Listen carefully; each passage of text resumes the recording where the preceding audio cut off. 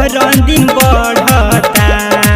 रे छौड़ी तोहर हैटी घोड़ा रे दिन पहर दिन बढ़ता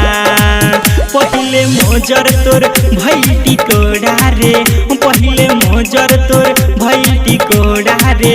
कौन तोहर पे चढ़ता रे छौड़ी तोहर हैटी कोहरा रे दिने पहर दिन बढ़ता रे छौड़ी तोहर हैटी कोहरा रे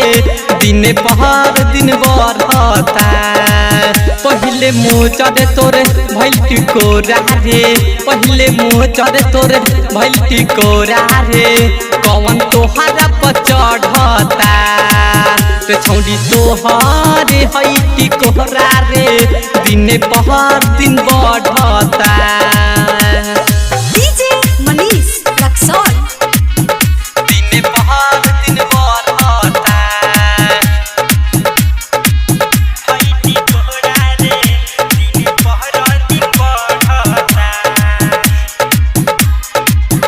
दिने पहर दिन बढ़ता कितना लइका तोर जवानी देखी मरता साच कहीं करे जा हमारे झरता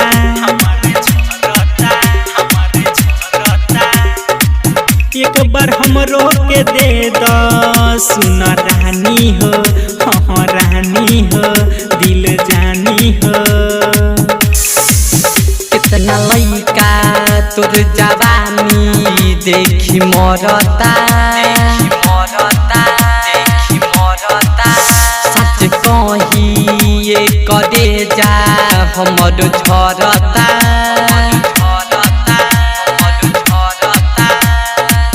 एक बार हमरो के दे द सुन रानी हो दिल जानी हो सुन रानी हो तोहर लटकता हो दुनू दल कहता देखी मानवा मोर भटकता छौड़ी तोहर हैटी कोहरा रे दिने पहर दिन बढ़ता रे छौड़ी तोहर हैटी कोहरा रे दिने पहर दिन बढ़ता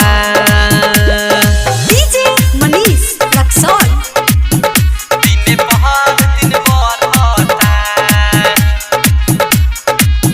हैटी घोड़ा रे दिन पहर दिन बढ़ता दिने पहर दिन बढ़ता राइडर कमलेश राजन के माल बाटेलु कहे परमेश्वर दीपेंदर तू डाटेलु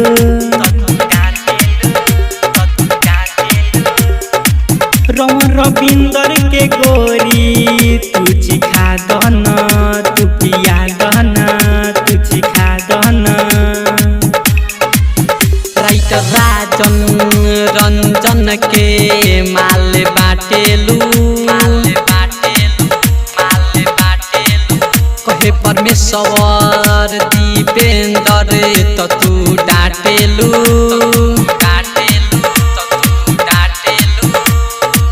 रौआ रविंदर के गोरी तू चिखा दना तू चिखा दना तू चिखा दना रमा शंकर जी तंग भइल बा खाली नीचे से ताकता छौड़ी तोहर हैटी कोहरा रे दिने पहर दिन बढ़ता रे छौड़ी तोहर हैटी कोहरा रे दिने पहर दिन बढ़ता रे छौड़ी तोहर हैटी कोहरा रे दिन पहर दिन बढ़ता रे छौड़ी तोहर हैटी कोहरा रे दिन पहर दिन बढ़ता पहिले मोजर तोर भैटी कोड़ा रे पहिले मोजर तोर भैटी कोड़ा रे कौन तोहर पे चढ़ता रे छौड़ी तोहरे हैटी कोहरा रे दिने पहर दिन बढ़ता रे छौड़ी तोहरे हैटी कोहरा रे दिने पहर दिन बढ़ता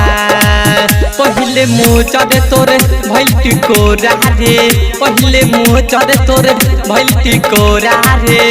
कौन तोहरा पर चढ़ता रे छौड़ी तोहरे हैटी कोहरा रे